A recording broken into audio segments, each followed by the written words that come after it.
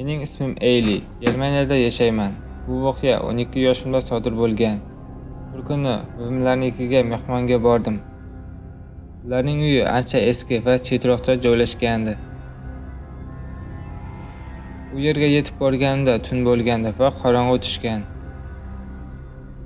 Mehmonxonada buvim bilan o'tirgandik. Va undan so'radim. "Buvi, umringizdagi eng qo'rqinchli voqeani so'zlab bering", dedim. "Buni eshitish uchun juda yoshlik qilasan, qizim", deb javob berdi.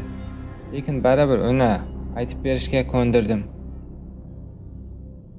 Ma'lumot uchun aytib o'tay, buvim ilgari Turkiyada eski qishloqda yashagan.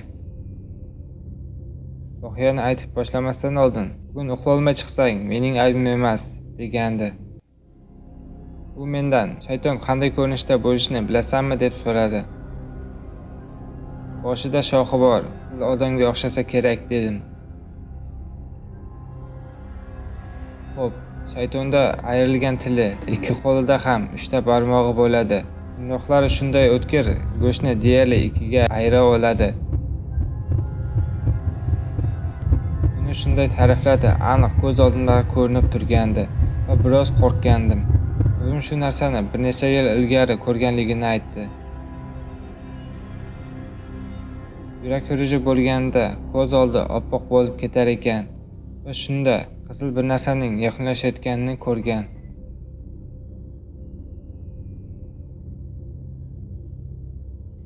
Keyin u narsani aniq ko'rgan ekan.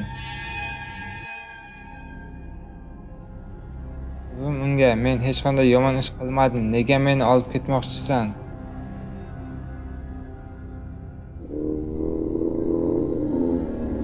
Shunda shayton shu javob bergan. Buvim "Yo'q" deb baqirgan. Shayton biroz qarab turib, keyin og'zini ochgan.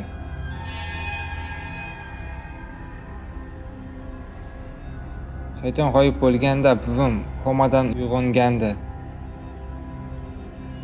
Qarasa, oradan 2 yil vaqt o'tgan. Onam unga uning ukasi rak kasalligidan bir o'limdan qolganligini aytadi. Kasalxonadan chiqib, o'sha tunda nima bo'lganligini so'rash uchun boradi. "Men bir qizil jonzotni ko'rdim.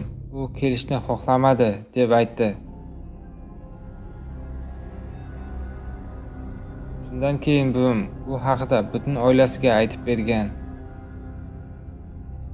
Bunga hamma ishondi, lekin kichkina men ishonmagan ekanman. "Buvi, men bularni eslolmayman-ku. Bilaman, juda kichkina eding u paytlari", dedi. Choyimni ichib bo'lgach, uxlamoqchi bo'ldim. Lekin buvim aytgan hikoyadan keyin ko'zimga uyqu kelmasdi.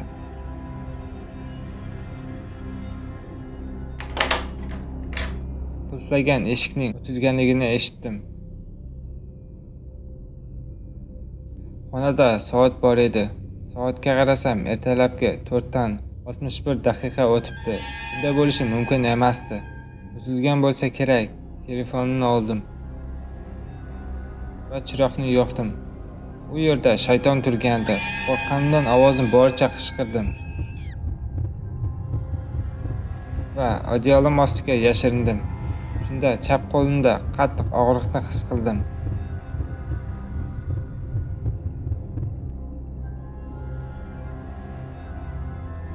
Tezda buvim qo'lda narsasi bilan xonamga yetib keldi. Lekin shayton g'oyib bo'lgandi. Kasalxonaga olib borayotganida Xudodan panoh so'rab o'tirdi.